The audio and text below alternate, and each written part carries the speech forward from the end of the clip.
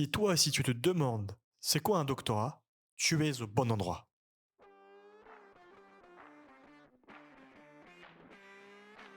Je suis Rony Abessidan, un doctorant en IA et cybersécurité à Lille, et aujourd'hui, je vais t'aider dans tes recherches. Le doctorat, c'est un parcours flou, méconnu et peu valorisé en France. Il est temps de le démystifier. Avec thèse, antithèse, synthèse, le doctorat n'aura plus de secret pour toi. L'épisode va bientôt commencer. Bonne écoute!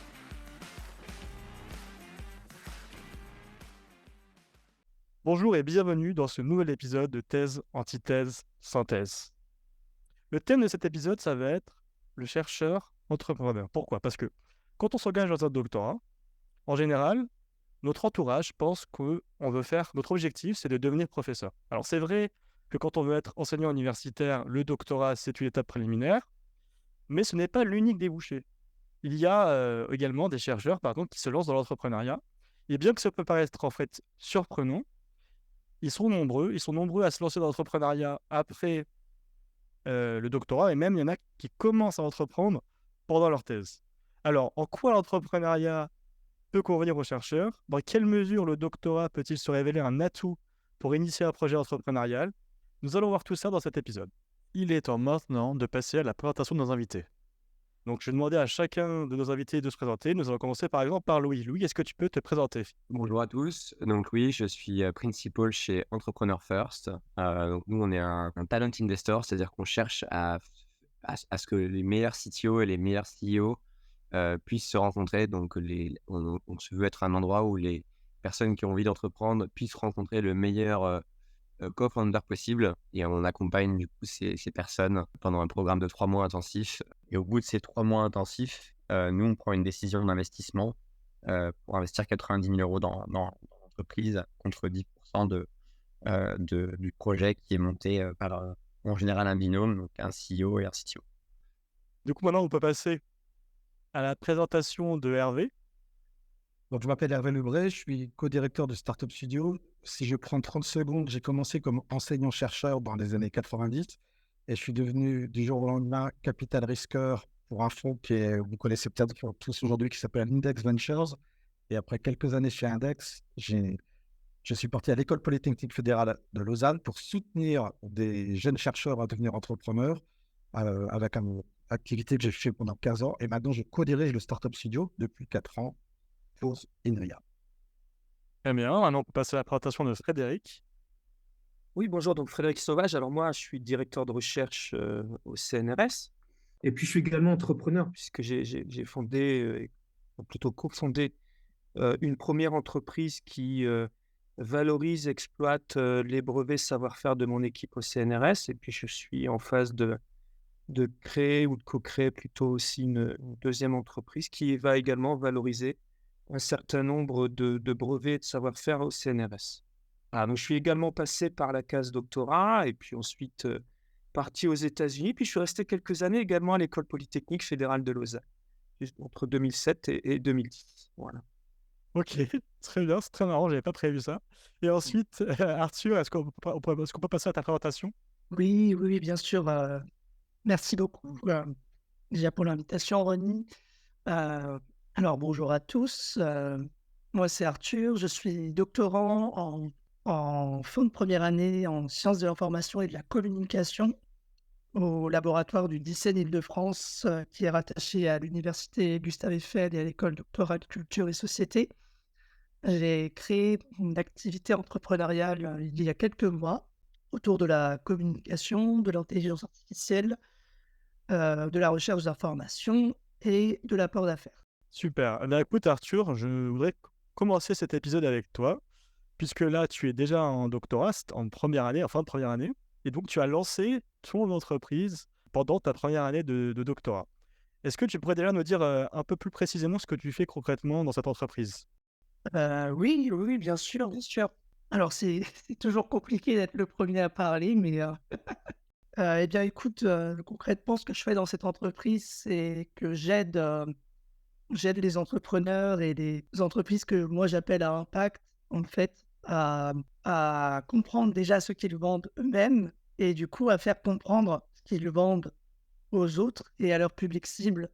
Parce que les personnes que j'ai été amené à accompagner jusqu'à présent, c'est des personnes qui ont souvent des idées assez innovantes. D'ailleurs, souvent en lien avec soit le milieu du handicap, soit le maintien, soit la prévention des risques socio-professionnels ou le maintien dans l'emploi. Et souvent, en fait, ces personnes qui ont des idées très intéressantes ont beaucoup de mal à faire valoir leurs idées pour en fait convertir et trouver une clientèle adéquate. Et donc, moi, je vais travailler tout ce pan-là avec eux, tout le pan de leur communication. J'aime bien avoir cette approche entonnoir, finalement, que j'ai déjà dans le cadre de ma thèse. Je prends souvent la métaphore de la maison. Avant de pouvoir mettre les meubles dans une maison, tu dois bien t'assurer que les fondations soient solides. Et donc, moi, je travaille avec les personnes que j'accompagne. Je remets à plat, finalement, toute leur communication, que ce soit narratif, éléments de langage, vecteur de légitimité, méthode de prospection, documents stratégiques. Je prône vraiment une approche qui soit la plus globale possible pour permettre la montée en compétence des personnes que j'accompagne et qu'ils puissent par la suite refaire appel à moi, mais sur des besoins plus spécifiques, ce qui est d'ores et déjà le cas pour différents accompagnements que je fais. Et en parallèle, de tout ça, finalement, il y a un certain nombre de prestations qui sont venues petit à petit se rajouter, étant assez à l'écoute finalement des transformations qu'il y avait sur mon marché et notamment de ce que je voyais euh, qui apparaissait sur LinkedIn. Je suis beaucoup sur LinkedIn. J'ai vu qu'il y avait émergence de toutes les questions autour de l'IA. Donc, je me suis formé à Midjourney pour les images et à ChatGPT pour la génération de texte. Également formé à la prospection. C'est la raison pour laquelle aujourd'hui, j'aide en fait les entreprises et les entrepreneurs sur toutes ces prestations-là, ainsi que sur l'apport d'affaires, parce que généralement, en tout cas, ce qu'on dit de moi, c'est que j'ai un bon relationnel. Donc, j'essaie de le mettre à profit pour permettre aux personnes que j'accompagne justement de trouver une clientèle adéquate, adéquate par rapport à leur proposition de valeur. Voilà. Très bien. C'est marrant. Donc, du coup, en fait, tu as un petit côté, comme tu dis, apporteur d'affaires. En fait, il y a aussi une grosse partie prise de recul un peu sur le business pour réussir à trouver de la clientèle. Et également, là, ce qui est intéressant, ce que tu nous dis, c'est que tu as très rapidement observé qu'il fallait développer des compétences en IA parce que c'était dans l'air du temps et que du coup, ça pouvait aider beaucoup d'entreprises et tu l'as inclus dans ton accompagnement. Donc, c'est super intéressant. Mais en fait, du coup, concrètement, juste une petite question. Donc, tu étais en première année de doctorat. Pourquoi tu as décidé de te lancer dans cette entreprise? Eh bien, c'est une bonne question. C'est une question qui m'est finalement souvent posée.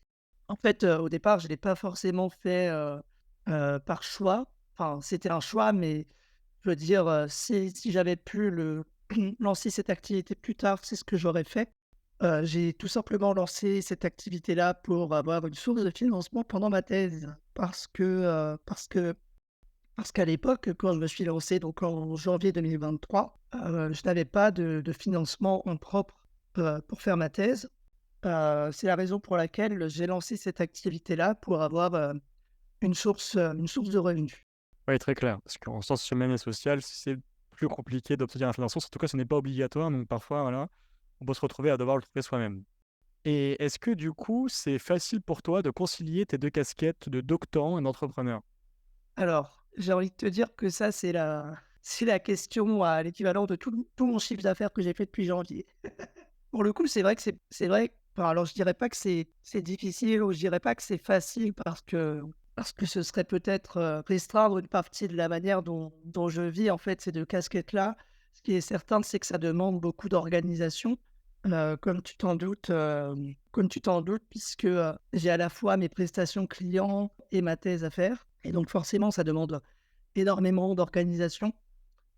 Cette année, je pensais justement ne pas avoir tant avancé que ça dans ma thèse, puisque j'ai été beaucoup accaparé par mon activité entrepreneuriale. Et finalement, je me suis rendu compte en faisant un certain nombre de mes dossiers de financement que j'avais quand même fait des choses. J'avais quand même fait des choses Et finalement, ça m'a permis aussi d'avoir un certain recul et de me dire que j'avais malgré tout réussi à équilibrer finalement la casquette entrepreneur et la casquette chercheur, même si je dois bien reconnaître que c'est pas évident. C'est pas du tout évident. C'est la raison pour laquelle d'ailleurs ces derniers mois, j'ai peut-être moins avancé que je le souhaitais sur ma thèse pour me consacrer pleinement à ma recherche de financement qui va me permettre en fait, pour les années qui arrivent, d'avoir un financement pérenne et de pas avoir à de pouvoir me consacrer pleinement sur ma thèse tout en continuant, mais en activité secondaire, mon activité entrepreneuriale finalement. Alors, tu me dis que c'est pas évident, mais est-ce que tu pourrais être un peu plus précis en nous donnant des obstacles, des difficultés que tu as rencontrées dans ton expérience? Oui, oui, oui, bien sûr, bien sûr. Pour le coup, je dis que c'est pas évident parce que, finalement, en fait, j'ai trouvé dans l'entrepreneuriat un parallèle assez intéressant avec la recherche et il me semble d'ailleurs que lorsque les différents invités se sont présentés, enfin, je sens je sens vraiment dans les présentations des uns et des autres cette double sensibilité à la fois de chercheurs, bien entendu, et d'entrepreneurs, également et justement, en fait, c'est pas évident parce que perpétuellement, en fait, quand je fais ma recherche et en parallèle, quand j'ai des prestations auprès de mes clients, parfois je peux me laisser surprendre par un certain nombre, de problématiques que j'ai, qui sont relatives en fait à mon activité entrepreneuriale, parfois un peu, qui peuvent passer au premier plan par rapport à ma thèse. Un exemple très concret, il m'est arrivé plusieurs fois en fait, d'avoir rendez-vous avec mon directeur de thèse pour faire le point sur, mon avancement et cetera et je me rendais compte en parallèle que, j'avais oublié d'envoyer un ou 2 contrats pour, pour tel ou tel, pour tel ou tel client, en ce qui regarde mon activité entrepreneuriale. Donc forcément, en fait, c'est une adaptation continue et une organisation constante à avoir, mais ça s'est bien fini, donc j'ai fini par envoyer les contrats et du coup, en fait, c'est surtout le côté organisationnel, qui est pas évident. Je pense que ça, finalement, que l'on soit en recherche seule ou recherche et entrepreneuriat, c'est quelque chose, voilà, c'est quelque chose qui s'acquiert, qui est pas inné et que par ailleurs, il me semble que je m'en suis rendu compte de manière, très importante, ces derniers temps, étant donné que cette année, l'entrepreneuriat pour moi constituait la source de financement de ma recherche. Finalement, l'entrepreneuriat a eu un rôle, à mon sens, un rôle assez complémentaire à celui de ma thèse parce que voilà, quand je commençais à avoir des périodes un peu creuses pour ma thèse, je pouvais me dire: «Ah bah, j'ai l'entrepreneuriat à côté» et quand l'entrepreneuriat fonctionnait pas fort, je pouvais me dire: «Ah bah, j'ai ma thèse à côté».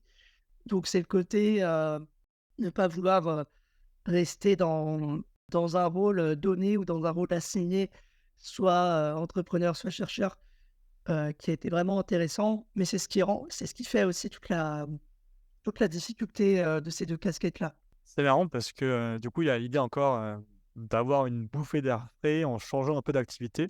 On avait déjà parlé de ça un peu dans d'autres épisodes. Il y avait des doctorants qui nous disaient que, une façon d'avoir une bouffée d'air frais, ça peut être aussi d'enseigner, tu vois? À la place de juste rester focus sur sa thèse. En enseignant déjà, on n'enseigne pas forcément un sujet autour de sa thèse. Du coup, on sort un peu, du focus qu'on a sur la thèse.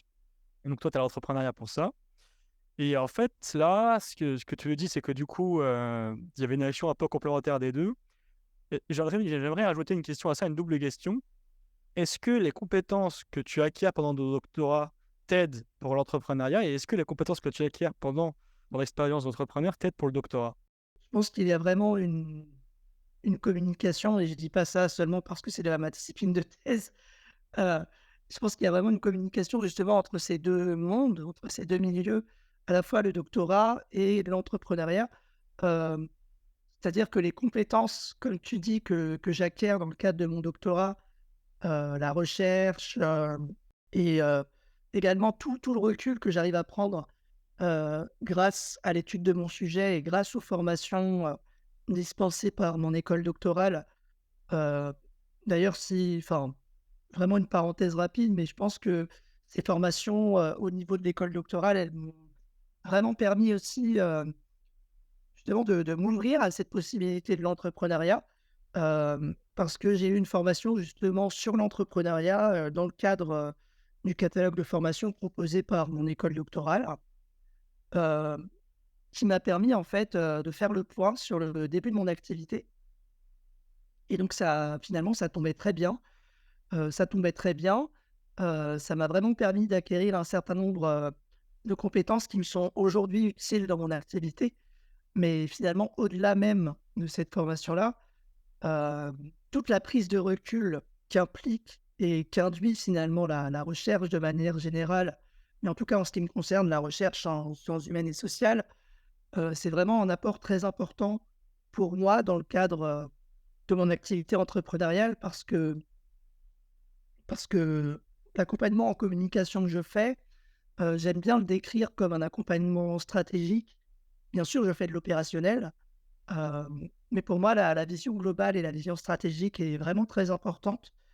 C'est la raison pour laquelle tout ce que j'acquiers dans le cadre de mes lectures, dans le cadre de mon travail de thèse, ça m'est, à mon sens, très utile et transférable en termes de compétences euh, au sein même, finalement, de mon activité entrepreneuriale. Et, et d'autant plus que, pour boucler la boucle, en quelque sorte, suite à cette formation que j'évoquais, là, à partir de la rentrée, j'ai le statut d'étudiant entrepreneur avec mon université et une pépite. Ce qui me permet en fait d'avoir accès à un certain nombre d'aides pour le développement de mon activité tout en poursuivant ma thèse. Donc vraiment, il y a ces deux mondes qui cohabitent et qui se nourrissent l'un l'autre à la fois par des compétences très opérationnelles que j'ai pu acquérir par moi-même, mais aussi voilà, par des compétences qu'on ne peut apprendre euh, nulle part ailleurs qu'à l'université, justement. Est-ce que Enfin, j'ai peut-être une dernière question pour toi. Quels enseignements tu retires finalement de cette première année d'entrepreneuriat en parallèle de ton doctorat? Alors pour moi, ce serait plus facile de te répondre quel enseignement je retire de ma première année de thèse. Ah bah si tu veux, si tu veux. Euh, Les deux, les deux. mais, oui, bah, écoute, tous les deux. Alors, pour répondre dans l'ordre, du coup, sur l'entrepreneuriat, je dirais que, bah, tu sais, tu as le proverbe qui dit c'est les petits ruisseaux qui font les grandes rivières. Eh bien, pour l'entrepreneuriat, c'est pareil. En fait, je me suis rendu compte qu'il faut beaucoup, beaucoup de persévérance. Faut s'accrocher. Et finalement, c'est pareil pour la thèse. C'est pareil pour la thèse, d'autant plus quand tu as une activité à côté. Et ça, je m'en suis vraiment rendu compte. Je m'en suis vraiment rendu compte cette année à l'occasion de ma recherche de financement et lorsque j'ai décroché mon financement. Ça, c'est vraiment quelque chose que je dirais, que je répéterais. Vraiment, faut être persévérant et il faut pas lâcher. Je pense que toi-même, Ronnie, en tant que doctorant, en tout cas sur le versant thèse, je pense que le côté persévérance, c'est quelque chose qu'il y a chez de très très nombreuses doctorantes et doctorants, si ce n'est chez l'ensemble de nos collègues. Oui, c'est sûr. En fait, à partir du moment où on se met à travailler sur une problématique qui n'a pas vraiment été traitée dans la littérature ou très peu et que du coup on cherche à innover, forcément qu'on est obligé de persévérer pour réussir à avoir un résultat. D'ailleurs, ça peut même, on en a déjà parlé plusieurs fois dans le podcast, que ça peut être frustrant de travailler longtemps sans avoir de résultats, mais au fur et à mesure, on a des petites victoires et on finit par arriver à quelque chose. Alors, merci Arthur pour ce témoignage. Donc voilà, toi actuellement, tu es doctorant entrepreneur. C'est quand même assez rare. En général, les doctorants, ils préfèrent attendre leur fin de leur thèse avant de se lancer dans l'entrepreneuriat. Mais est-ce que les docteurs, ils ont un bon profil pour l'entrepreneuriat? Nous allons voir ça avec Louis. Donc Louis, maintenant, je me tourne vers toi. Est-ce que déjà, tu peux nous éclairer sur ce qu'est Entrepreneur First? Ouais, avec plaisir. Alors nous, ce qu'on cherche à faire, comme je disais au départ, c'est de permettre aux gens de rencontrer un cofondateur. Donc on essaie de sélectionner, nous, les meilleurs profils de CTO et les meilleurs profils de CEO pour leur permettre de se rencontrer, de permettre à des gens très forts, très pointus dans un domaine, de rencontrer des personnes qu'ils n'auraient pas croisées dans leur chemin sinon dans leur vie de tous les jours, Parce qu'en fait, nous, on voit 2 freins principaux à l'entrepreneuriat. La première, c'est quand je pense ici à des doctorants, c'est que très souvent, en fait, dans leur laboratoire ou dans leur univers, ils ont des profils qui sont assez similaires aux leurs. Donc avoir un profil complémentaire pour monter une boîte, c'est compliqué. Et le second, ça va être, à l'inverse, des personnes qui se sont lancées dans une carrière professionnelle, vont en fait perdre un petit peu ce muscle, et ces réflexes d'entrepreneuriat, vont commencer à travailler, et à chercher une promotion, à plaire à leur chef, plutôt que de tester des idées et d'entreprendre. Je pense que la meilleure façon d'entreprendre, c'est, vraiment de déjà lancer l'entreprise, de la réussir ou de la rater, mais c'est comme ça peut-être qu'on apprend le plus. Et donc du coup, nous, on a créé cet environnement, très sélectif, pour permettre aux gens d'entreprendre dans un programme très intensif de 3 mois où les gens se rencontrent, sont ensuite coachés, nous, par, des experts dans certaines industries, de certains domaines, ou certaines technologies selon le projet. Sur un projet qui monte, on sélectionne pas les gens sur leurs idées. Et au bout de ces 3 mois intensifs, nous, on prend une décision d'investissement, pour investir 90 000 € dans l'entreprise contre 10 du projet qui est monté, par, en général un binôme, donc un CEO et un CTO. Est-ce que tu pourrais préciser pour les auditeurs ce qu'est-ce qu'un CEO et un CTO? Ouais, bien sûr. Alors le CTO, ça va être le directeur technique. Donc typiquement chez nous, ça va être la personne qui va être en charge de développer un produit, la recherche, le software peut-être. Et le CEO, ça va être, le directeur général. Donc dans la vie d'une startup, c'est quelqu'un qui va passer, beaucoup de temps sur la partie, on va dire au départ, recherche des clients, développement des clients, qui va donner le feedback au CTO pour développer le produit. Et surtout, c'est la personne qui va passer ensuite dans la vie de l'entreprise beaucoup de temps avec les investisseurs, que ce soit des business angels ou des fonds de capital risque, pour effectuer les levées de fonds. Alors, merci pour ces précisions. J'ai donc une nouvelle question pour toi. Est-ce que beaucoup de docteurs viennent à Entrepreneur First pour se lancer dans l'entrepreneuriat? Ouais. Alors c'est une très bonne question. Nous, on reçoit, nous, on fait 2 cohortes par an. Chaque cohorte, on a à peu près entre 600 et 700 personnes qui postulent, pardon. Là-dedans, on va avoir, à peu près 100 à 150 personnes, qui ont des doctorats. Donc ça représente à peu près 15 des personnes qui postulent chez Entrepreneur First, à peu près, à Ouais, Paris. c'est pas mal. Et donc concrètement, si on décide d'aller à Entrepreneur First pour lancer une boîte, quelles ressources vous offrez quand on lance une entreprise? Alors la première, c'est, je dirais un peu la garantie, l'assurance d'être avec des profils, justement qu'on a nous un peu triés sur le volet. Donc la première personne, c'est d'évoluer dans un cadre avec un cofondateur potentiel, très pointu, enfin et de rencontrer en tout cas tout un panel de personnes. La deuxième, c'est de bénéficier d'un coaching, intensif, comme j'ai sur 3 mois sur, j'ai l'idée, le business, la scalabilité du business, avec des gens qui dès que l'idée devient un petit peu robuste, de voilà, d'avoir des coachs dédiés sur le sujet. Et je pense que le fait d'avoir, nous, un programme très serré en 3 mois, ça permet aussi d'apprendre beaucoup sur soi. C'est-à-dire que, nous, il y a, évidemment des gens qui quittent, le programme en ayant créé une boîte et nous, on est très contents pour eux. Il y a aussi beaucoup de gens qui ne rencontrent pas de co-founder ou nous, on pense que le projet, n'est pas intéressant pour nous, on n'investit pas. En tout cas, ce qui est sûr, c'est que ça permet d'apprendre beaucoup sur soi, de savoir si on veut être entrepreneur ou pas, dans un laps de temps qui est très réduit. Donc ça permet aussi, je pense, de dérisquer au maximum l'entrepreneuriat. Si ça marche, c'est peut-être quelque chose qui change une vie. Et quand ça ne marche pas, entre guillemets, le programme, je pense qu'on apprend beaucoup sur soi, sur est-ce qu'on veut être entrepreneur ou pas. Peut-être que non. Et si oui, peut-être qu'il faut retenter l'expérience ailleurs avec d'autres personnes. Et je pense que la dernière chose que nous, on offre, c'est d'être, voilà, aussi d'être mis en relation avec les meilleurs fonds, les meilleurs business angels en France, et aussi aux États-Unis, dans le cas où on va, financer, nous, le projet. Et ça, c'est une chose qu'il ne faut pas non plus trop négliger parce que souvent, le premier fonds avec lequel on peut lever, est aussi assez déterminant pour les tours suivants, auprès de quel fonds on pourra aussi lever, une série A, une série B, voire plus. OK, alors là, série A, série B, est-ce que tu veux préciser encore ou Alors, en fait, c'est juste on va dire des tours de levée de fonds. Donc il y a un premier tour de seed, en général, c'est un premier amorçage. Et ensuite, au fur et à mesure de la vie de l'entreprise, elle va être amenée à lever des fonds de manière successive et en général croissante pour accompagner le développement de l'entreprise. Et donc, successivement, on a souvent le seed, série A, série B, série C, etc., avec l'aide de l'alphabet qui se succède. Super, merci pour les précisions. Donc là, quand on voit toutes ces ressources, on comprend pourquoi il y a beaucoup de docteurs qui viennent. Et j'aimerais savoir sur tous les docteurs que vous avez vus, si vous avez vu qu'il y a des compétences particulières de la part de ces chercheurs, en fait. Est-ce que finalement, les chercheurs qui veulent se lancer, ils sont plutôt pas mal pour se démarquer dans l'entrepreneuriat?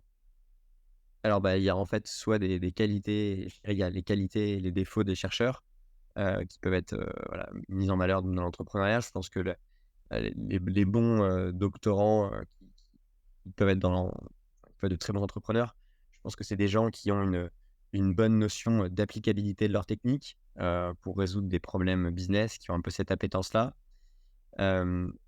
S'ils n'ont pas forcément une notion d'applicabilité, c'est au moins des gens, enfin, sur très précisément sur le sujet de leur thèse, qui peut être parfois directement applicable. Je pense que c'est au moins des gens qui ont une assez forte ouverture d'esprit pour mettre leur technologie, leur domaine de compétences, nous, au service d'un cofondateur qui peut avoir voilà, une idée ou qui a au moins identifié des problématiques pour résoudre des problèmes business.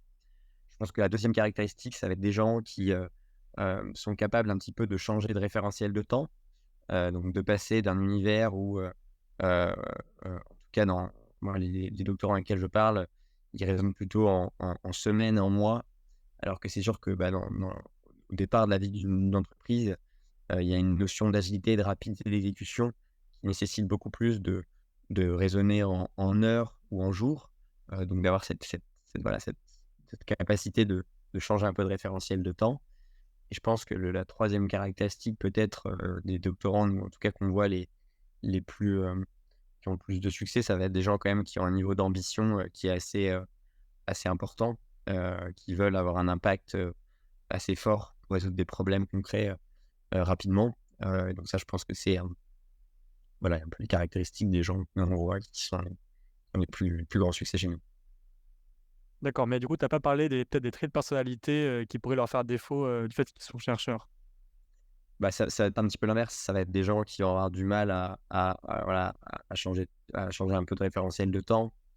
Des gens qui alors peuvent rester parfois très fondamentales. Il y en a enfin, qui sont peu applicables. Ou alors peut-être aussi quelque chose que je vois, c'est peut-être des personnes qui vont rester très dans le développement d'un produit. C'est un petit peu, ouais, je vais peut-être dire un peu le chercheur fou, mais la personne qui va rester très dans son laboratoire, qui va pas en sortir parce qu'il aime, voilà, ce que lui il aime, c'est le développement, et qui en fait, au bout de plusieurs semaines, voire plusieurs mois, va développer un produit ou une solution qui va pas du tout répondre à une problématique client. Donc là, on traite personnalisé, quelqu'un qui va rentrer dans un tunnel, peut-être très introverti. Ça peut parfois être voilà, un peu un piège qu'il faut éviter, je pense. Je comprends la situation, effectivement. Une personne qui aime s'isoler dans son laboratoire et travailler des mois et des mois et des mois sur une idée, c'est clair, pour la recherche, ça peut être une bonne stratégie, mais pour l'entrepreneuriat, c'est clair que ce n'est pas une bonne chose. Dans toutes les boîtes que vous avez lancées à Entrepreneur First, est-ce que tu as une idée du pourcentage de boîtes où il y a au moins un docteur dans les cofondateurs? Ouais, alors je connais pas toutes les stats d'Entrepreneur First, donc pour vos auditeurs qui nous écoutent, qui ne connaissent peut-être pas forcément Entrepreneur First, ça a été créé il y a 12 ans en Angleterre. Euh, Ça existe depuis 5 ans, enfin depuis 2018 en France. Nous, on a créé à peu près 60 entreprises. Et sur ces 60 entreprises qui sont encore, ces 60 startups qui ont été créées là, en 5 ans, qui sont toujours actives en France, 40 ont une personne qui a fait un PhD, donc c'est-à-dire 70% des entreprises qui sont fondées chez nous ont au moins un doctorant dans l'équipe dirigeante, donc dans un des cofondateurs de l'équipe. Enfin, un docteur, du coup, ouais. Ouais. Du coup, ça, c'est hyper impressionnant comme stat. J'avoue, je n'attendais pas ce qui est 70%. C'est intéressant. Ouais. Et tu pourrais donner 2-3 exemples du coup d'entreprises qui sont incubées par Entrepreneur First et qui ont des docteurs dans l'équipe juste pour voir à quel point la recherche peut s'appliquer dans la vie réelle. Ouais, tout à fait. Bah, je peux vous donner 2 exemples intéressants, enfin, de personnes que moi j'admire et que je trouve qui ont fondé des entreprises très intéressantes. La première, c'est Dali Rachid, qui est la CTO, donc la directrice technique d'une entreprise qui s'appelle Genomind. Donc elle a un PhD de Paris Sud, Paris 11, en biotechnologie, en bioengineering des plantes. Et donc elle a rencontré elle a mis ça aussi, elle a rencontré dans notre programme une personne qui connaît bien, l'industrie minière. Et en fait, ils ont développé ensemble pour résoudre un problème assez simple qui est qu'on ne peut pas extraire dans certains endroits où dans le sol, il y a une faible concentration de métaux ou parce que c'est des zones qui sont proches d'agglomérations ou alors on ne peut pas développer une mine. Ils ont utilisé la capacité naturelle de plantes qui sont, hyper accumulatrices en métaux dans les sols. Ils les ont améliorées génétiquement, grâce aux connaissances de Dali, pour que ces plantes extraient, les métaux, ces métaux dans les zones à faible concentration, pour qu'ensuite, ces métaux se retrouvent dans la biomasse, et donc grâce à ces procédés mécaniques et chimiques, on puisse extraire dans ces plantes, des métaux comme du nickel, qui ont une forte demande sur le marché. Voilà, c'est un peu l'exemple, je pense, de Dali, qui a su mettre ses compétences techniques, au service d'une demande de marché. L'autre personne que moi aussi je trouve, aussi assez intéressante, c'est, Alexandra Boussomier. Donc elle est PDG d'une startup en CEO de In Vitro. Elle a un PhD de Imperial en Biomedical Engineering. Et donc elle, ce qu'elle fait, c'est qu'elle a mis ses compétences, au service, de l'amélioration de la fécondation in vitro. Ils utilisent en fait un système d'intelligence artificielle, qui sont basés sur des vidéos d'embryons en développement pour déterminer, voilà, pour chaque embryon, lequel, a le plus de chances, pour maximiser les chances, de succès de fécondation, pour toutes les personnes qui souhaitent, voilà, faire des fécondations in vitro. Voilà, donc c'est 2 personnes qui ont utilisé leur PhD pour faire des startups qui aujourd'hui fonctionnent très bien, à assez fort impact. Non, mais c'est quand même assez impressionnant ces exemples, j'avoue. Merci beaucoup pour, pour ces exemples. Et est-ce que toi, du coup, dans toutes ces startups qui se sont lancées avec des PhD, tu vois des sortes de tendances qui se dessinent dans l'entrepreneuriat qui émanent un peu de la recherche finalement? Ouais, alors c'était toujours dur de dessiner les tendances. Peut-être qu'il y a deux choses en tout cas que je vois en ce moment. Ça ne veut pas dire que c'est la vérité, mais je pense qu'il y a beaucoup de choses qui se développent entre tout ce qui va être l'utilisation de ce qui est computer science, computer vision, euh, dans tous les sujets de biotech. Ça, on a beaucoup de gens voilà, qui travaillent là-dessus. Et ensuite, en particulier dans l'intelligence artificielle, je pense que là, ce qui se développe beaucoup, en tout cas en France, ce qu'on voit, c'est il va être l'utilisation du machine learning, du reinforcement learning autour de sujets de sécurité dans l'intelligence artificielle. Donc, que ce soit sur des large language models, des LLM, aussi sur tous les sujets cyber. On a beaucoup de gens qui souhaitent, ou en tout cas explorent ces sujets-là en ce moment. Ah, super, ça c'est une bonne chose pour moi. Un doctorat en IA et cybersécurité, c'est pas mal du coup. Voilà. Ok, bah écoute, merci beaucoup Louis pour tes éclaircissements. Du coup, tu viens de nous donner ton recul sur les docteurs qui se lancent dans l'entrepreneuriat Entrepreneur First. Et maintenant, j'aimerais me placer dans le point de vue d'un de ces docteurs entrepreneurs en passant la parole à Frédéric. Donc Frédéric, tu es directeur de recherche au CNRS, mais tu as aussi lancé 2 entreprises. Pourquoi exactement tu t'es lancé dans l'entrepreneuriat? Alors, je corrige, j'ai lancé une entreprise et je suis en train de lancer la seconde. Alors, pourquoi je me suis lancé dans l'entrepreneuriat? Alors, ce qu'il faut remettre peut-être dans le contexte, c'est la fonction du chercheur, c'est-à-dire le chercheur. Alors, on parle beaucoup des doctorants.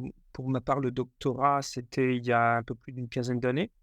Donc cette vague-là, elle est passée. Et puis, à un moment donné, en effet, moi, j'avais une appétence pour le domaine de la recherche et donc j'ai rejoint assez rapidement le CNRS.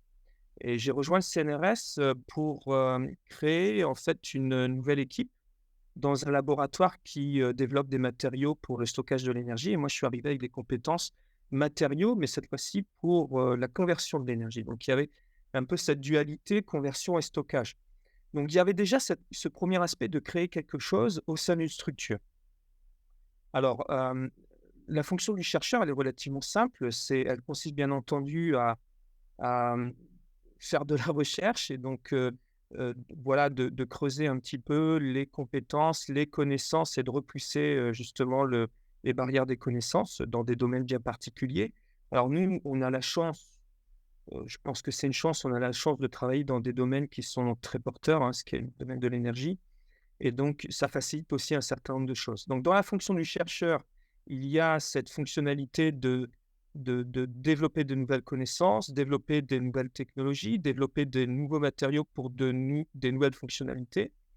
Et puis, bah, dans cette fonction du chercheur, il y a aussi la recherche des moyens financiers pour réussir à remplir sa politique de recherche. Et donc, on va en effet réfléchir à un certain nombre de moyens pour non pas lever des fonds, mais en tout cas pour remplir des contrats de recherche qui soient publics comme des contrats de recherche qui soient financés par les entreprises privées. Si je fais maintenant le parallèle avec l'entrepreneuriat, c'est un petit peu le même mécanisme dans le sens où l'entrepreneuriat vise d'un côté à développer une technologie avec une visée commerciale et de l'autre côté mettre en rapport une stratégie de financement de l'entreprise. Si je reprends mon cas en particulier, personnellement, j'ai toujours une appétence à essayer de développer des nouvelles choses, que ce soit en termes de connaissances qu'en termes de fonctionnalités. Et puis, j'essaye d'aller jusqu'au bout, en fait. Et dans la route à aller jusqu'au bout, il y a aller jusqu'au bout de la compréhension de certains mécanismes réactionnels en chimie, puisqu'on est dans le domaine de la chimie, mais aussi lorsqu'on essaye de promouvoir de la recherche qui se situe plutôt en rupture avec une visée technologique, eh bien, aller jusqu'au bout de son invention, par exemple. Alors, l'invention, elle peut être une brique technologique ou elle peut être une nouvelle technologie. Et donc, moi, mon regard là-dessus, c'est que lorsqu'on passe un certain nombre de temps et d'années à essayer de développer une technologie nouvelle en rupture, la question, c'est ça fonctionne pas, ça fonctionne pas, ça s'arrête et on a une stratégie de repli, ça fonctionne, on avance, on avance, on avance.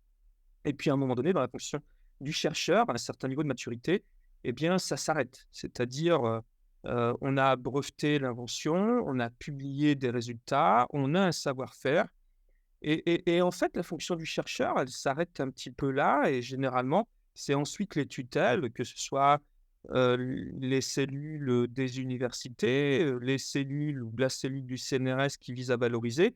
Et bien ensuite, ce sont ces cellules-là qui vont prendre le relais et qui vont transférer l'invention à un tiers qui va essayer de développer sur un modèle économique, de développer la technologie pour le bien normalement de la société. Voilà, donc dans ma vision qui est la mienne, moi j'aime bien aller jusqu'au bout et donc j'aime bien passer cette barrière de porter l'innovation jusqu'à son développement technique et économique ou bien sociétal. Donc, c'est la raison pour laquelle je me suis lancé dans l'entrepreneuriat. D'accord, c'est assez clair. Et concrètement, du coup, tu pourrais nous en dire plus sur les 2 entreprises, du coup, enfin, donc la première entreprise que tu as montée et la deuxième que tu vas monter? Alors, je peux, en tout cas pour la première sans aucun problème. La première, elle s'appelle G-Light. Donc c'est une spin-off du CNRS, hein. Donc le CNRS est monté au capital de la société. On l'a créé en 2019. Et en fait, on avait une stratégie qui était déjà bien établie depuis 2013 avec, à ce temps-là, le conseil régional de Picardie, où, on travaille dans une technologie, qui s'appelle la cellule photovoltaïque à colorant, qui est d'ailleurs a été, plus ou moins inventée à l'École polytechnique fédérale de Lausanne. Et en fait, on était parti de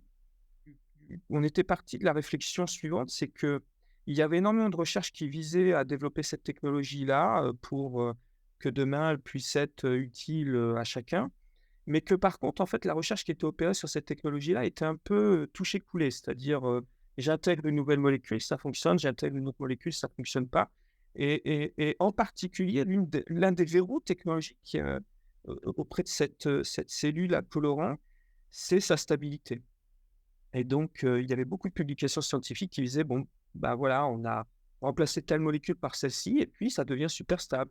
On a fait ça, mais bon, c'est pas stable». Et donc, dès 2012 et en particulier 2013, le conseil régional de Picardie a financé un projet, qui visait à comprendre les mécanismes de dégradation et on avait une stratégie parfaitement établie qui était comprendre les mécanismes de dégradation, conserver le savoir-faire, synthétiser les molécules qui pourraient bloquer la réactivité et ensuite valoriser ce savoir-faire pour, faire aboutir à une technologie qui soit propre, efficace et stable, donc sûre.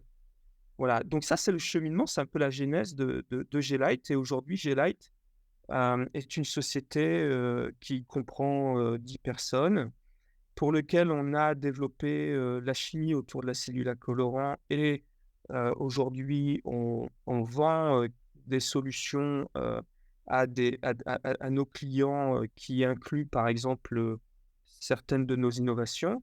Et puis, on a une phase parallèle aussi dans la société qui vise à développer des cellules à colorant particulières qui visent à convertir l'énergie à l'intérieur des bâtiments, enfin l'énergie lumineuse, pour alimenter, principalement des objets connectés, essayer de s'affranchir, des batteries ou alors de réduire la quantité de matériaux dans les batteries et ça fonctionne plutôt très bien puisque, issu de ce savoir-faire, on a une technologie aujourd'hui qui est, ultra performante dans des conditions de conversion des lampes fluorescentes ou des lampes LED, ultra stable et qui s'intègre, parfaitement dans l'environnement. Donc ça, c'est la société, c'est la société G-Light. Ensuite, je suis en phase, en effet, plutôt avancée, de créer une seconde société, à l'horizon de la fin de l'année. On est en train de finir, en effet, le 1er tour de table et là, par contre, c'est une genèse un peu différente. C'est-à-dire que c'est toujours basé sur la cellule à colorant, mais l'idée principale, c'était d'essayer, d'apporter une solution à une des problématiques sociétales importantes de l'intégration des énergies renouvelables dans notre environnement, qui est l'acceptation sociale. On voit très bien que l'acceptation, par exemple, des énergies éoliennes, un certain nombre de la population est plutôt opposée pour des questions de pollution visuelle. Le photovoltaïque sur les toitures est considéré par la majorité d'entre nous comme une solution efficace mais moche. Et donc, bien qu'on sait parfaitement que on se doit d'intégrer les énergies renouvelables dans notre mix énergétique et dans notre environnement, l'acceptation sociale est un frein au développement de ce type de technologie-là. Et l'idée, elle était super simple, c'est qu'on s'est dit qu'en fait, la moitié du spectre solaire est dans le visible et dans l'UV, et puis l'autre moitié du spectre solaire est dans la partie proche infrarouge, c'est ce qu'on ressent, c'est la chaleur en fait. Mais l'œil ne le voit pas. Et l'œil ne le voit pas, et ça veut dire que si on est capable de capter cette énergie lumineuse de manière sélective, on serait capable, ou on serait en position de faire des systèmes photovoltaïques performants, ou tout aussi performants, mais qui cette fois-ci devient invisible, parce que l'énergie captée n'est pas visible. Et donc, on est parti de cette feuille de route, d'une stratégie établie sur le papier en 2015, un certain nombre d'années pour développer une preuve de concept. On a la preuve de concept, on a développé la technologie, on a breveté la technologie, et aujourd'hui, on est dans la phase de faire sortir la technologie du laboratoire. Et donc, en effet, on a cette chance de pouvoir capter l'attention aussi de nos partenaires pour essayer de développer cette technologie qui est diamétralement différente de ce qui est existant et qui est un concept plutôt nouveau. Et du coup, c'est pour quand le téléphone portable qui se recharge automatiquement au soleil? Ah ouais, c'est une bonne question. Donc cette société-là va avoir des activités qui va démarrer, si tout se passe correctement, d'ici le 1er trimestre 2024. Nous, ce qu'on estime, c'est qu'on devrait être capable de pouvoir déjà commencer à intégrer des petits objets, donc les petits écrans, hein. Notre vision, c'est vraiment de tout ce qui est une vitre, tout ce qui est du verre peut demain devenir électrogène. C'est ça l'ambition de cette seconde société. Et donc, en effet, il y a des phases de développement dans une société autour de produits qui sont plutôt faciles à développer et un marché plutôt réceptif, et des produits qui vont avoir un petit peu plus de temps à être maturés pour atteindre le marché. Donc, cette question des écrans, de l'électronique nomade, hein, donc les montres connectées, les téléphones portables, les tablettes, nous, on pense que le temps pour arriver au marché va se situer aux alentours, allez, pour les premiers, on va dire, adopteurs les early adopters, pardon. Donc, les premiers bénéficiaires de la technologie d'ici 2 ans, 2 ans et demi. Ça, c'est notre objectif. Ouais, c'est pas mal. En tout cas, super projet. Et est-ce que tes compétences de chercheur t'ont aidé dans ton parcours entrepreneurial en général? Alors, je pense que je vais rebondir sur ce qui a été dit par mon collègue juste avant. En effet, le doctorant, le docteur, le chercheur, je vais mettre ça dans le panier, non, exactement dans le même panier, pardon. eh bien, il a un certain nombre d'atouts et puis un certain nombre de désavantages. Mais les compétences du chercheur ont forcément aidé dans le parcours entrepreneurial parce que on a tendance à acquérir au long du doctorat, mais aussi par la suite, hein, rien ne s'arrête après le doctorat, d'une certaine rigueur, d'une méthodologie. Et puis, quand on passe sur la partie, directeur de recherche, professeur d'université ou qu'on gère un certain nombre de contrats et de projets. En fait, on a aussi un œil, assez pointu sur l'évaluation des risques. L'évaluation des risques au développement technique, quand on propose un sujet de recherche sur 3 ans, sur 5 ans, il n'y a pas uniquement, la question de dire, qu'est-ce que la technologie va apporter? Comment on va faire? Quelles vont être les différentes étapes de développement? Il y a aussi l'analyse des risques à ce développement-là. Et cette rigueur sur l'évaluation de l'analyse des risques, elle est quelque chose qui est plutôt bien reçu par, les financeurs, par les gens qui vont soutenir les projets entrepreneuriaux. Et donc, ça c'est un vrai atout heu, c'est un vrai atout qui justement, favorise un petit peu les profils de chercheurs. Le désavantage, comme ça a été dit juste avant, c'est qu'on est un peu considérés aussi comme des gens de la technique ou des gens de la technologie ou un peu plus, familièrement les techos, en fait. Donc ça veut dire que le chercheur, ce qu'il aime bien, c'est de pousser la machine technologique jusqu'à sa limite, d'aller chercher les performances jusqu'à sa limite, de comprendre le mécanisme de réaction, par exemple, dans son grain très fin, dans vraiment son grain très fin du détail.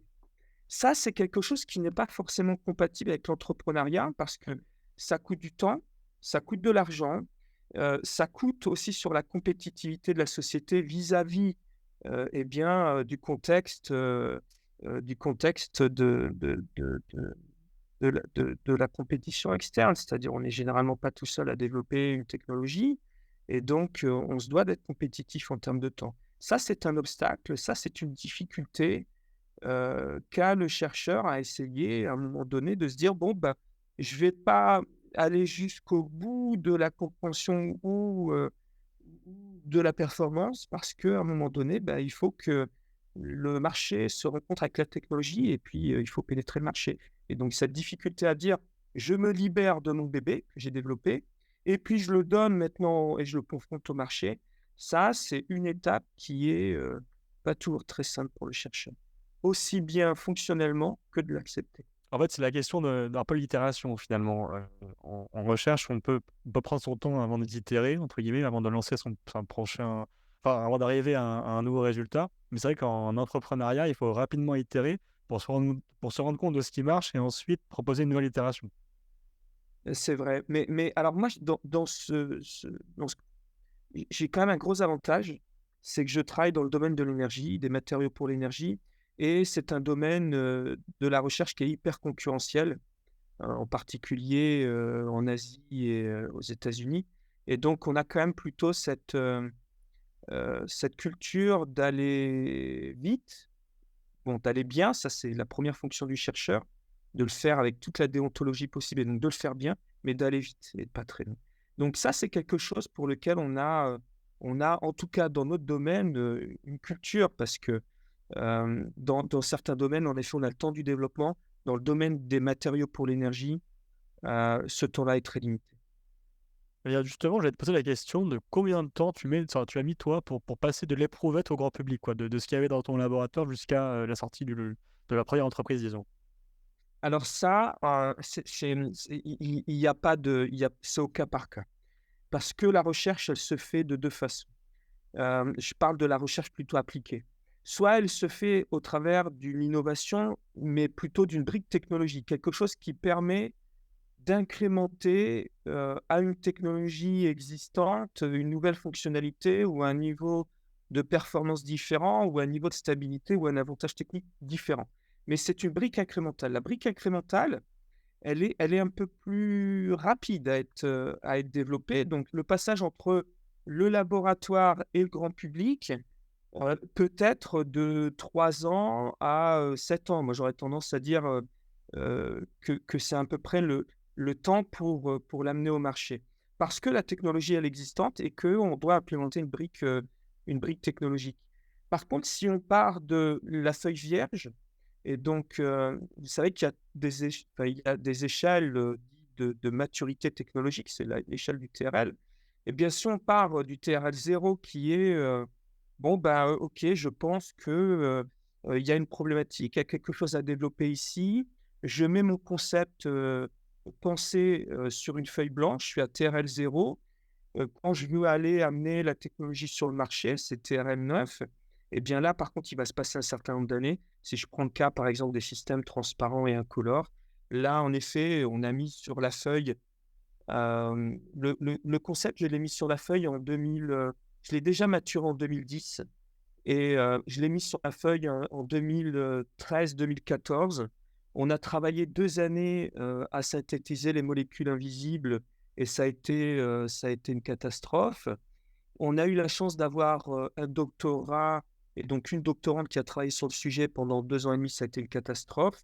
Et on a eu besoin de 5 ans, donc c'était vraiment à la fin de sa thèse, 5 ans pour avoir un premier signe d'une démonstration de preuve de concept. Et là, on est en 2017. Donc 2012, 2013, c'est ça, 2013-2017. Et puis ensuite, les choses s'accélèrent parce qu'en effet, on a une preuve de concept, on a quelque chose qui est en rupture. Et donc, on a des programmes de recherche qui visent à faire TRL 1, 2, 3, TRL 3, 4, 5.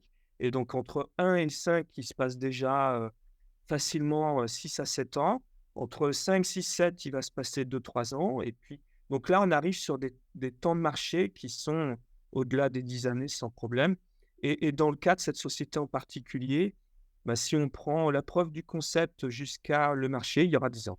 Ah oui, d'accord. Donc, il y a quand même pas mal de temps, hein, enfin, avant de passer au grand public. Ouais. Mais alors, du coup, entre toutes ces étapes-là, toi, tu as rencontré quels obstacles et quelles difficultés? Tu pourrais témoigner un peu là-dessus? C'est une excellente question. Je rebondis sur le temps sur le marché quand même. Si je prends le cas, par exemple, de la batterie, bah, le concept de la batterie lithium-ion, comme on l'entend, c'est les années 70, la première commercialisation 91. Le seul exemple où ça a été très, très rapide, j'en connais qu'un seul, c'est le photovoltaïque, c'est le silicium, c'est les laboratoires Bell aux États-Unis dans les années 50, découverte de la jonction PN au silicium, brevet tombé. 1 an après, il y avait publication brevet, des nouveaux records de conversion et puis un premier produit qui a été lancé sur le marché. Et ensuite, on connaît tous les avantages que a eu cette recherche-là pour la conquête de l'espace. Et c'est le seul exemple que j'ai en tête dans lequel la preuve de concept à un produit introduit dans un marché, ça a été extrêmement court. Alors, par rapport aux obstacles et à difficultés que j'ai rencontrés, j'aurais tendance à dire que j'étais quand même plutôt chanceux parce que, bien entendu, on essuie des obstacles de part et d'autre. C'est-à-dire le mot entrepreneuriat, quand on est chercheur il y a quelques années, c'était peut-être pas aussi bien accepté que ça ne l'est aujourd'hui. Et donc, on a aussi bénéficié, nous, chercheurs, d'un certain nombre de lois qui nous permet à rendre le système un petit peu plus flexible pour les chercheurs d'aller vers l'entrepreneuriat. Et ça, je pense que ça a été parfaitement bénéfique à essayer de démocratiser ce passage du public vers le privé, par exemple. Des obstacles, bien, on est un peu catalogué parfois comme le chercheur du laboratoire qui reste dans son labo du matin jusqu'au soir. Je pense qu'en effet, il y a un certain nombre de profils de ce type-là, mais qui ont justement vocation à essayer de continuer à faire développer les aspects fondamentaux de la compréhension de certains phénomènes qui se passent autour de nous. Et puis, il y a des chercheurs pas d'une autre dimension, pas d'une autre génération, mais qui ont une vision un petit peu différente de la chose et un peu comme la mienne finalement, qui consiste à dire on prend des risques à essayer de développer quelque chose de nouveau et puis on ambitionne d'aller jusqu'à la fin. Et donc l'obstacle à ça, c'est que c'est cette vision tronquée qu'a certaines personnes à associer le chercheur qui reste dans son laboratoire et qui est juste la personne purement technique et qui n'a pas la faculté à se détacher de justement son bébé. Alors c'est vrai parfois, c'est une des difficultés qu'on a, c'est vrai, mais on avance aussi et je pense que ça, c'est une des difficultés que je rencontre plutôt assez régulièrement. L'autre avantage quand même par rapport à essayer de déverrouiller ces difficultés-là, j'ai bénéficié un petit peu de la formation HEC Paris sur le business de l'innovation et c'est une formation qui est relativement courte, qui n'a rien à voir avec un MBA ou MBA, mais qui a plutôt vocation à essayer d'ouvrir un peu les chakras aussi, de se dire, bon, ben, il y a un temps pour les développements techniques, mais il y a un temps pour aller attaquer le marché parce que finalement, le succès de l'entreprise ne tient qu'à une seule chose, c'est de vendre. Et donc, il faut vendre, il faut se différencier, il faut avoir un avantage, il faut savoir communiquer. Mais à la fin, ce qui fera le succès de la technologie, ce sera sa capacité à pouvoir être acheté par un acteur ou par différents acteurs. Oui, c'est clair d'ailleurs que la vente, c'est pas forcément une compétence qu'on acquiert pendant un doctorat. On défend nos idées, mais on ne vend pas de produit. Bon, maintenant, j'ai une nouvelle question pour toi. Tu nous parles de l'arrivée sur le marché, mais avant tout ça, j'aimerais savoir, pendant toutes ces années d'entrepreneuriat, vu que tu es directeur au CNRS, est-ce que le CNRS t'a aidé dans la création de l'entreprise? Et de quelle manière? C'est également une excellente question. En fait, quasiment toutes les tutelles aujourd'hui, qu'elles soient françaises ou internationales, aident à ce que ces chercheurs puissent exploiter et faire sortir les inventions des laboratoires. Si je reviens sur mon employeur qui est le CNRS, alors nous, chercheurs, on bénéficie quand même d'un écosystème qui nous permet, lorsque le panorama est plutôt au beau fixe, donc lorsqu'il y a une potentialité quand même, hein, vise à essayer de nous aider, par exemple, sur le financement de déverrouillage des risques au développement. Nous, on a vocation à faire du bas TRL, des choses nouvelles, et pas à faire du haut TRL. Ça, c'est la place des entreprises. Mais quand on est à bas niveau de maturité, eh bien, on a une maîtrise de risque qui est relativement importante. Et donc, du coup, en effet, on bénéficie de ressources d'accompagnement et de financement de la part du CNRS, mais de l'écosystème français, de la prématuration des technologies. Donc, il y a le système de prématuration CNRS et de maturation ensuite des SAT, hein, les sociétés d'accélération au transfert technologique, qui nous permet de réduire le niveau de risque, donc de déverrouiller un petit peu nos technologies, de les maturer, d'arriver à une échelle de maturité qui est celle de 5, qui est vraiment à l'interface entre ça sort du labo et ça intéresse l'industriel. Et donc là, on bénéficie d'un certain nombre d'outils. Et puis ensuite, le CNRS, c'est quand même, voilà, c'est un organisme de recherche à la base, mais qui aujourd'hui développe un certain nombre d'outils d'accompagnement pour nous aider. Alors, il y a leur propre système au travers de CNRS Innovation, par exemple, le programme RISE. Il y a un nouveau programme aussi qui permet aux chercheurs d'aller se confronter, d'essayer d'aider au business plan, à la relation avec les investisseurs, à la relation aussi avec les investisseurs privés, investisseurs type business angel, mais aussi les fonds d'investissement publics tels que BPI France, hein, qui est la banque d'investissement d'amorçage d'une technologie hyperactive et qui aide à ce que beaucoup d'entreprises puissent naître et se développer. Et donc, nous, chercheurs, oui, au CNRS en particulier, on bénéficie d'un accompagnement financier, humain, de la part du CNRS. Et puis, quand la technologie intéresse le CNRS rentre au capital sans trop de difficultés et nous apporte aussi cette faculté qu'a le CNRS à cristalliser l'environnement des investisseurs, des gens de la technologie, des politiques locales ou nationales. Et là, elle joue aussi pleinement son rôle. Et comment ça se passe niveau propriété intellectuelle au CNRS, si tu lances une entreprise? La propriété intellectuelle, alors généralement, je ne peux pas parler d'une manière générale, mais je vais parler de mon expérience.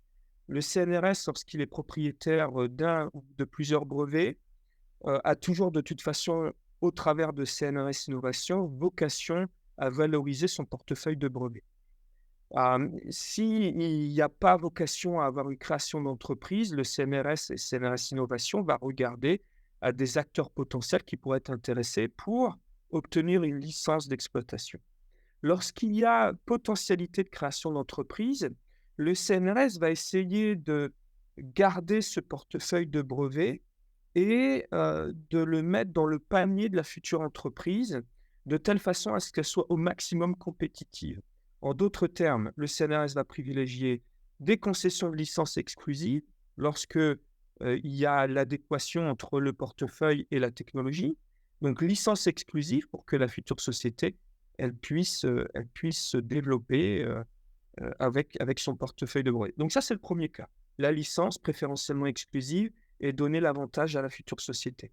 Et il y a l'autre possibilité, c'est que le CNRS est également, dans certains cas, tout à fait ouvert à faire des cessions de la propriété intellectuelle au bien de l'entreprise qui est généralement créée quand même. Alors ça, c'est un petit peu plus rare parce que ça impose d'avoir un peu de volant financier suffisant pour acheter un brevet. Mais le CNRS, en tout cas, est très ouvert à ce genre de choses-là et justement favorise ce transfert du CNRS vers une spin-off du CNRS. Et puis, dans certains cas, comme je l'ai dit tout à l'heure, le CNRS va prendre part au capital et va aider justement à mettre les brevets en œuvre. Ensuite, il y a la question du devenir du chercheur, c'est-à-dire le chercheur qui est très souvent inventeur, co-inventeur du brevet. Eh bien, il a deux possibilités, c'est-à-dire soit il dit, bon, ben moi je suis chercheur et voilà, ben oui, je suis tout à fait disposé, même si on n'a pas forcément notre mot à dire, mais je suis tout à fait disposé à ce que la licence soit donnée à une société qui va exploiter la technologie. Le CNRS nous offre la possibilité, alors le CNRS et les tutelles nous offrent la possibilité d'avoir une décharge de notre temps recherche au bien de la future société. Donc, on peut avoir une décharge qui peut aller jusqu'à 50% de notre temps, au bien de la future société, de telle façon à ce qu'on puisse, et ce que le CNRS puisse faciliter le transfert technologique du brevet et son exploitation au bien de la société. Et là, on a une vraie relation gagnant-gagnant pour le CNRS d'un côté, puisqu'il va faciliter au transfert de la technologie, pour la future société, puisqu'elle va bénéficier aussi de cet aspect du savoir-faire et du recul du chercheur pour pouvoir exploiter pleinement le brevet. Voilà comment on est un petit peu chapeauté par le CNRS. Super, merci beaucoup pour cette information. Donc, juste une dernière question pour toi. Au final, quels enseignements tu tires de toute ton expérience entrepreneuriale jusqu'à maintenant? Bon, elle est quand même relativement modeste, hein. Il faut aussi remettre un peu dans le contexte. Donc, moi, mon expérience entrepreneuriale, elle est depuis 2019. Alors, certes, je réitère, mais il y a un certain nombre d'enseignements que l'on peut tirer de cette expérience. C'est que le modèle de prise de risque financier qui est appris dans les écoles de business comme HEC et plein d'autres, hein, sont développés des modèles de prise de risque financier. Eh bien, moi, quand j'ai commencé à découvrir ça, je me suis dit, mais c'est exactement le type de modèle qu'on peut appliquer au risque scientifique d'une développement d'une technologie. Et donc, déjà, il y a on ne met pas l'entrepreneuriat d'un côté et puis la recherche de l'autre. Il y a des modèles qui peuvent se rencontrer et une vision qui peut se rencontrer. L'enseignement, c'est que, et ça, c'est vraiment une force de l'entrepreneuriat, c'est qu'on arrive à acquérir une vision qui est plutôt une vision long terme. C'est-à-dire, moi, si je reviens avec mon chapeau chercheur, donc, des fois, on est un peu schizophrène avec la casquette de l'entrepreneur et la casquette du chercheur. Et par contre, tout est bien cadenassé sur les conflits d'intérêts, ce genre de choses-là. Mais le vrai atout de l'entrepreneuriat, c'est d'ouvrir les chakras autour d'une vision long terme de développement, incluant les différents jalons de risque au développement et qu'est-ce qu'on fait. Cette vision long terme, c'est une vision que le chercheur n'a pas forcément.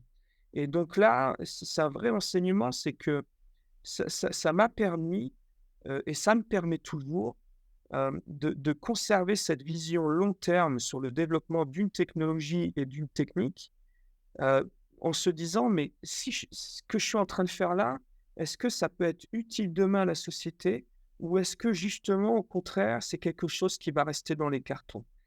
Alors, si ça reste dans les cartons, on a toujours cette dimension de repousser les limites de nos connaissances, et c'est une vocation du CNRS. Mais quand on est plutôt chercheur, entrepreneur, on a plutôt la vocation inverse de dire, moi, je veux que ce soit utile à la société. Et donc, ça, c'est l'expérience de l'entrepreneuriat, ça aide vraiment à acquérir cette vision long terme. Et puis ensuite, c'est un enrichissement aussi intellectuel, hein, c'est-à-dire les chercheurs parle avec les chercheurs. Ça, c'est nos conférences, nos congrès, on est entre amis et on échange.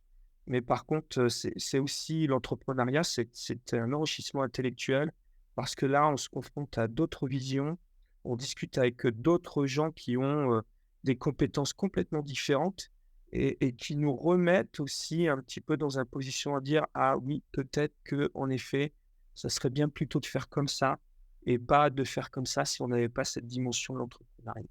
Donc ça impacte énormément sur la vision qu'on a.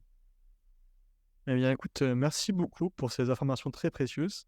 Donc là, tu nous as dit que voilà, le CNRS t'a aidé à créer ton entreprise, mais il se trouve en fait aussi que, il y a d'autres centres de recherche, comme l'INRIA, qui peuvent aider à la création d'entreprise. Donc vous avez compris, on va passer maintenant à Hervé. Donc alors Hervé, je me tourne vers toi maintenant et je voudrais commencer par te poser la question de c'est quoi l'INRIA et c'est quoi l'INRIA Startup Studio? Alors, INRIA, c'est l'Institut national de recherche. Alors, on dit en sciences du numérique aujourd'hui, mais ça voulait dire en informatique et en automatique. C'est un institut de recherche qui a 50 ans et qui se retrouve dans 9 centres en France. C'est un mini CNRS spécialisé dans l'informatique. Et l'INRIA Startup Studio, c'est une unité qui a été créée il y a 4 ans, alors qui est la continuité du soutien à l'entrepreneuriat et au transfert. Frédéric l'a bien dit tout à l'heure, il y a autre chose que l'entrepreneuriat, des fois dans la valorisation des actifs de la recherche. Ça a été créé il y a 4 ans avec une ambition un peu folle de soutenir jusqu'à 100 projets de start-up dans le numérique par an. On en est loin, on est à une trentaine.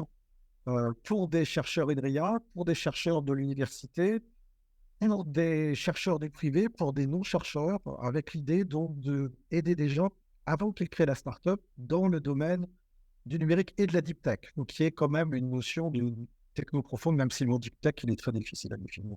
Et donc concrètement, comment cet incubateur, l'INRIA Startup Studio, accompagne les jeunes chercheurs, ou pas d'ailleurs, pas forcément chercheurs finalement, dans la création d'entreprise? Alors, on essaie d'apporter tout ce qui est nécessaire à un porteur. La première chose, c'est l'argent. Si vous devez vous mettre au chômage pour vous lancer, c'est pas forcément confortable. Donc, on paye 2 personnes par projet à plein temps avec un salaire INRIA pendant 1 an. 1 an, c'est super court, mais c'est aussi super bien. Je suis pas sûr qu'il y ait beaucoup de gens qui puissent se permettre de faire ça. Donc, on paye jusqu'à 2 personnes par projet. On les héberge dans un des 9 centres INRIA. Je ne vais pas faire revenir sur la géographie, mais c'est un peu partout en France. On les accompagne. On est 4 personnes dans le programme national et au moins 1 personne par centre. Donc, on n'est pas loin d'une quinzaine de personnes qui peuvent accompagner les projets. Je ne vais pas définir l'accompagnement. Je pense qu'il est un peu systématique pour toutes les notions d'entrepreneuriat. Et puis, on a des formations, on a des ateliers, on a une multitude d'événements. On est en partenaire avec Matrice sur Find Your Co-Finder.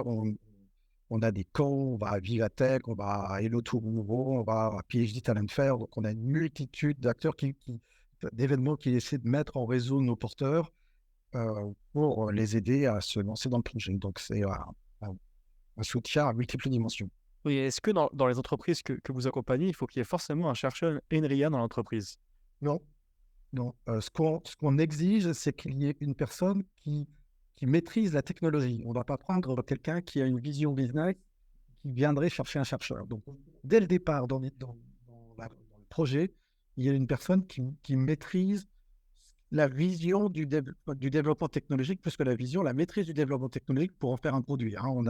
C'est bien de passer en dernier parce qu'on a vu la difficulté, ce changement de référentiel entre être un chercheur et être un entrepreneur. Moi, j'ai un peu tendance à dire qu'on peut être chercheur, puis entrepreneur, puis chercheur. C'est pas facile d'être les deux à la fois parce qu'en fait, on est à 150% de son temps. S'il y a un point commun entre les deux domaines, c'est qu'il faut être passionné, il faut être obstiné, je l'ai entendu, il faut aller jusqu'au bout des choses. Donc, faire les deux choses à la fois. Et Arthur l'a un peu dit, vendre et faire de la recherche, c'est compliqué. Et d'ailleurs, on exige que nos porteurs soient à 100% dans le projet. Donc, si un chercheur permanent veut entrer dans le Startup Studio, il va faire une pause dans sa recherche et pendant 1 an, il va travailler sur le projet de startup. Donc, on a un petit peu ces spécificités qui sont importantes. On prend donc des gens qui sont très compétents techniquement, pas forcément chercheurs permanents, pas forcément doctorants. On a des jeunes ingénieurs en sortie d'école qui ont trouvé des choses fabuleuses et à la limite, Facebook, Mark Zuckerberg ou Bill Gates n'avaient pas de doctorat, ils ont fait quand même des entreprises technologiques. Donc, on voit bien qu'il faut une diversité de porteurs. Et puis, on va les aider. Et puis, la deuxième personne, puisqu'on paye jusqu'à 2 personnes, peut être plus business ou peut être quelqu'un qui va être le partenaire technique du porteur. Mais on a forcément un porteur technique. concrètement, il y a combien de startups que vous avez lancées pour l'instant? Alors, on a soutenu, on a un comité de sélection, hein, donc on a passé dans notre comité de sélection 115 projets.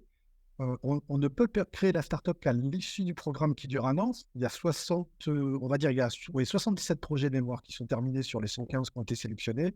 Et sur les 77 qui ont été sélectionnés, de mémoire, 29 startups ont été créées. On a un taux de conversion de 40%, qui n'est pas si mal si on pense qu'on prend des gens qui ont une idée à l'issue de leur thèse, hein. Donc, voilà où on en est aujourd'hui. Et de ces 29 startups, je crois que 5 ont levé plus de 500 000 euros auprès d'investisseurs privés. D'accord. Et tu vois, tu as une idée ou pas du nombre de docteurs qu'il y a dans ces boîtes? Alors, j'ai ouvert un fichier tout à l'heure quand j'ai entendu la question qui a été posée. Je dirais qu'on a 75% de docteurs dans notre programme. Donc, j'ai dit 115 projets. On a en fait plus de 170 personnes, hein. On n'a pas toujours 2 personnes par projet. Et sur les 170 personnes, je dirais qu'on a plus de 75% de docteurs, ex-docteurs, parce qu'on a des chercheurs permanents. On a des gens de 55 ans dans le programme et des gens de 20 ans, hein. Donc, je dirais qu'on est à peu près à 75% de docteurs. On n'a pas nécessairement vérifié que les gens qui venaient de l'extérieur, du privé, avaient un doctorat ou pas, puisque ce qu'on cherche, c'est les compétences. Par contre, je sais que dans les projets qui sortent d'INRIA ou de l'université, c'est 90% de docteurs. Oui, mais là, c'est un peu biaisé du coup. Ah, évidemment, on est quand même un programme dans un institut de recherche. Donc, Bien sûr. il y a ce biais initial. Mais on a aussi des docteurs Mais externes. tu vois, il y a un biais, c'est vrai, sauf que à Entrepreneur First, ils avaient une statistique qui ressemblait à 70%. Donc Ouais. ça se rejoint. Oui, absolument. Et est-ce que toi, donc, du coup, dans les différentes entreprises qui ont été lancées, est-ce que tu observes des compétences particulières que les chercheurs ont et qui leur permettent de se démarquer un peu dans l'entrepreneuriat? Alors, j'ai entendu ça. Alors, moi, j'aime bien quand même l'idée qu'il y a un changement de référentiel. On l'a dit plusieurs fois. Le changement de référentiel, l'idée que Frédéric l'a dit, un chercheur, il est passionné par la connaissance. Un entrepreneur, il pense d'abord à vendre un produit. Un chercheur, il est passionné par la technique et la science. Un entrepreneur, c'est par le produit. Un chercheur, il travaille en année et un entrepreneur, c'est en semaine. Et un chercheur, il est passionné par la perfection. Il ne peut pas se tromper dans sa recherche, sinon son papier vaut rien. Alors qu'un entrepreneur, c'est good enough, hein. À partir du moment où on a quelque chose qui fonctionne à 80%, on a déjà un produit. Donc, les référentiels ne sont pas les mêmes. Maintenant, je pense, et alors, je ne l'ai pas dit, mais je viens d'une culture anglo-saxonne. J'ai passé 2 ans aux États-Unis et j'ai vu la différence entre les États-Unis et l'Europe, hein, pas que la France. Et on voit bien que ce qui fait la qualité d'un chercheur ou d'un entrepreneur, c'est l'obstination et c'est la capacité d'accepter l'incertitude. Parce que dans les deux cas, on n'est jamais sûr d'obtenir des résultats. Et ça, ces qualités, elles sont essentielles aussi bien dans l'entrepreneuriat que dans la recherche, et on les retrouve en permanence chez les deux. Maintenant, dans la manière dont ça se déroule dans les carrières, c'est pas exactement la même chose. Donc, il ne faut pas non plus dire qu'un bon chercheur fait un bon entrepreneur ou un bon entrepreneur fait un bon chercheur, mais il y a des qualités communes. Ouais. On se fait beaucoup de parallèles entre les deux, mais je comprends ce que tu as dit. Effectivement, on ne peut pas non plus faire un lien de cause à effet. Il y a de très bons entrepreneurs, il y a de très bons chercheurs qui font de très mauvais entrepreneurs et de très bons entrepreneurs. Si je parlais de Bill Gates et Mark Zuckerberg, mais prenez Google, c'était 2 doctorants, hein, qui ont créé Google. Bah, ils avaient fait une excellente recherche et ils sont devenus de remarquables entrepreneurs. Le fondateur de NVIDIA, là, qui est la nouvelle star qui va devenir le nouveau GAFA, c'était un étudiant qui sortait de Stanford et qui avait fait son master. Donc, on voit bien que les qualités, elles sont du domaine de l'exception. Donc, on n'est pas dans la statistique, on est dans le domaine de l'exceptionnel. Dans les deux cas, on a des gens qui sont quand même assez hors norme. Très bien, tout à fait. Est-ce que tu pourrais donner 2-3 exemples de startups que vous avez incubées à l'INRIA? Tout à l'heure, j'ai entendu parler d'une jeune femme qui avait impressionné des intervenants. On a eu une start-up à Rennes qui s'appelle Widolo. Enfin, elle a changé 4 points de mots. Elle a été créée par Justine Bonneau. Elle a fait son PhD à l'INSA, qui était lié à l'INRIA. Et elle était partie pour faire de la vérification de code et de l'optimisation de code pour les systèmes embarqués. Ben, elle a levé, alors j'ai pas le droit de dire combien elle a levé, mais je crois que c'est plusieurs centaines de milliers d'euros. Et elle était partie d'une idée de recherche. Vous allez sur le site INRIA startupstudio.fr, on a tout le portefeuille. Vous verrez que c'est assez impressionnant. C'est un joli exemple d'une jeune femme. Il n'y en a pas beaucoup, hein. Ça, on se plaint. Il n'y a pas assez de femmes dans l'entrepreneuriat ou dans la science, d'ailleurs. Bon, il en faut plus et j'aime bien la mettre en avant. Donc, c'est un bel exemple. On a eu un autre exemple de quelqu'un qui avait fait une start-up avec le CNRS. Il s'appelle Benoît Morisset. Il a vendu sa start-up à Apple, si je ne dis pas de bêtises. Il est revenu nous voir. Il a travaillé avec un chercheur d'INRIA qui s'appelle Pierre Aliès dans le traitement d'images à Sophia Antipolis. Et on l'a soutenu pendant 1 an et il a levé 3 millions avec BPI France et Innovacom. Donc un beau succès de start-up qui s'appelle AIVERS. Le dernier exemple que j'aime beaucoup, c'est les gens qui essaient de gérer le RGPD. Mehdi Medjaoui et François-Xavier Cao. François-Xavier Cao, c'est un doctorant en droit. Il n'y a pas que des doctorants en sciences. Et Mehdi Medjaoui, c'est quelqu'un qui a une niaque incroyable. Ils ont fait une start-up qui s'appelle Alias, qui a levé, je crois aussi à peu près 3 millions avec le fonds Elaya et avec BPI France. Donc, pareil. Alors, eux, ça a été tellement exceptionnel. En fait, ils ont passé 6 mois chez nous. Et puis, au bout de 6 mois, ils se sont rendus compte que ils étaient prêts pour créer la start-up, lever de l'argent. Donc, ils ont quitté le programme et ils ont levé de l'argent. Voilà 3 exemples parmi les 30 projets les 29 startups, je me souviens de ça, qui ont été créés. Attends, mais du coup, ils font quoi exactement par rapport à la RGPD? Eh bien, le RGPD, si on y pense, c'est l'enfer. Pour une entreprise, être dans la dynamique de savoir si les contrats qu'on a sont vraiment alignés sur ce que dit la loi. Donc, ils essaient de mettre en place des smart contracts qui fait que la gestion du RGPD pour les entreprises est simplifiée. Ah oui, effectivement, ça répond à un vrai besoin. Absolument. Et juste une dernière question, est-ce que tu observes des difficultés que rencontrent tous les entrepreneurs qui passent par l'INRIA Startup Studio? Est-ce qu'en général, tu peux tirer des conclusions sur les principales difficultés qui sont rencontrées par les entrepreneurs? Alors, il y en a beaucoup. Je réfléchissais à la question que tu avais posée. Je pense que la première, elle est bêtement culturelle. J'ai parlé de culture anglo-saxonne. Faire de l'entrepreneuriat high-tech aux États-Unis, c'est un given. Il y a tellement de références, il y a tellement de rôle modèles que ça ne pose pas de problème. On sent bien en France et dans les instituts de recherche que devenir entrepreneur, malgré tout ce que disait Frédéric, c'est quand même un peu compliqué. Donc, on garde un petit peu de côté. Il y a déjà cette idée de est-ce que je suis bien accepté. Donc, culturellement, il y a quelque chose qui est un peu compliqué. La loi, même si elle favorise la création d'entreprises, elle est encore un peu compliquée. Je peux vous dire que j'essaie de faire comprendre la loi Pacte, qui a été une évolution de la loi Allais dans les années 80. C'est très compliqué pour un chercheur de se dire est-ce que je fais, comme l'a dit Frédéric tout à l'heure, du concours scientifique ou est-ce que je pars dans l'entreprise pour me mettre à plein temps? Les choix ne sont pas si simples. Donc, il y a des aspects culturels, il y a des aspects juridiques, et puis après, c'est l'argent. Évidemment, c'est trouver de l'argent. Les investisseurs sont quand même assez conservateurs en France, donc ils ont parfois du mal à prendre les risques. Le mot capital risque, le mot risque, il n'y est pas forcément, donc c'est difficile de trouver l'argent. Les pays français aident beaucoup, mais elle aide plutôt en ce qu'on appelle en matching, en effet de levier, mais elle ne fournit pas forcément des sommes considérables. Et donc, il y a toujours cette difficulté de trouver de l'argent et puis de trouver aussi une équipe, recruter des gens qui ont envie de prendre des risques avec vous. Mais j'ai envie de dire que l'argent et le talent, ça va de pair. Oui, donc c'est l'obstacle. Oui, c'est clair. Bah écoute, merci beaucoup pour tes réponses très précieuses. Peut-être qu'on peut rapidement conclure l'épisode avec un conseil de chacun pour des gens qui voudraient lancer dans l'entrepreneuriat et qui sont issus de la recherche. Je pense qu'il ne faut pas hésiter à se faire accompagner. Il y a beaucoup de structures qui existent. Alors nous, bien sûr, on a un talent investor, mais il y a aussi des incubateurs, des startup studios qui offrent beaucoup d'accompagnement qui sont très pertinents pour des profils qui sont habitués justement à travailler dans le temps long pour un peu changer de paradigme. Donc pour moi, je pense qu'il ne faut pas négliger la valeur de ces accompagnements-là qui parfois peuvent peut-être coûter un petit peu d'argent, parfois coûter un petit peu de l'equity de la boîte ou autre, mais je pense que le gain que des chercheurs, des doctorants vont en tirer en termes de gain de temps, d'efficacité, d'ambition, sera beaucoup plus important que ce petit coût initial, s'il existe. Donc moi, je pense que c'est ça mon conseil. Pour le coup, c'est vrai que ce qui a été dit juste avant m'a un peu pris, les mots de la bouche. Mais pour prolonger ce qui a été dit juste avant, je pense que vraiment, il ne faut pas hésiter à pas mal se renseigner finalement, faire un peu, un état des lieux des solutions, différentes solutions entrepreneuriales qui s'offrent à nous. Ne pas hésiter à prendre le temps et à demander de l'aide. Ça, Ça, c'est à mon sens quelque chose de très important.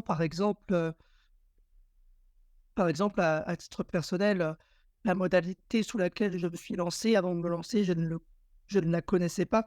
Le portage salarial, je ne connaissais pas et c'est justement en demandant de l'aide, en enquêtant en quelque sorte sur, ces différentes modalités que j'ai pu trouver, la formule qui me correspondait le mieux. Donc si c'était juste un conseil, c'est vraiment, n'hésitez pas à vous renseigner, à poser des questions et à aller vers des personnes qui savent et visiblement aujourd'hui, Ronny, tu as réuni, beaucoup de personnes qui savent vraiment, n'hésitez pas à aller voir des personnes qui vont être en mesure de vous renseigner et vous permettre, de réussir. Mais moi, j'ai envie de dire que il faut être passionné pour faire une startup, comme pour faire de la recherche. Et je pense que de toute façon, les gens qui font de la recherche sont passionnés. Donc ça, c'est le premier élément.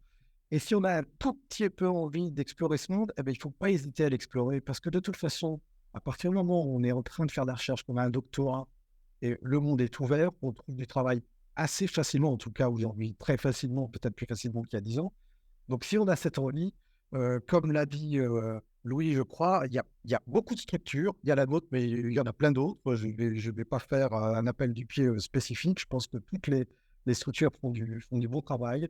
Il faut faire attention à pas toujours écouter les conseils parce qu'ils sont parfois toxiques. Moi, je le dis aussi, il faut pas avoir peur de suivre son intuition. Écouter les conseils des gens parce qu'on ne sait pas tout et qu'on peut apprendre de petites choses. Et puis y aller parce que de toute façon, on perd pas beaucoup de temps à apprendre tellement de choses d'une manière assez incroyable. Alors moi, j'en ai 3, j'aurais tendance à dire. Première des choses, croire en son projet. Il faut croire en son projet pour pouvoir convaincre. Ça, c'est indéniable. Deuxième chose à pas sous-évaluer, c'est l'équipe. L'équipe, elle est super importante. Et donc, si j'avais un conseil à ce niveau-là, la technologie, c'est une chose, le plan de développement, c'est une autre, mais il faut l'équipe qui va avec. Et puis, le troisième conseil, c'est quand même d'avoir les nerfs solides. Parce qu'en effet, là, je suis complètement en phase avec ce qui a été dit par Hervé. Il faut être passionné par son développement technique. Il faut avoir les nerfs solides parce que c'est pas toujours... rien n'est gagné, rien n'est acquis. Et en effet, la vision d'une start-up, de sa vie à l'échelle de quelques mois, c'est ça la vision de l'échelle de temps. Et des fois, on a des hauts, des fois, on a des bas. Donc, il faut avoir les nerfs très solides. Mais la finalité dans tout ça, en fait, et c'est un peu pour clôturer ce que moi je pense, c'est que au final, quoi de plus beau que de voir ces éléments intellectuels demain intégrés dans un produit et qui en plus est un produit qui est bénéfique à la société. C'est juste magnifique. Donc, si on y croit, il faut y aller. Et sur ces belles paroles, nous allons conclure l'épisode. Donc j'espère que vous avez compris que être chercheur et entrepreneur, ce n'est pas incompatible, c'est possible. Ça demande des sacrifices, ça demande de se raccompagner, ça demande de trouver la bonne équipe.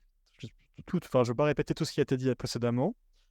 Du coup, maintenant, je conclue l'épisode et je vous souhaite, et on se dit à la prochaine.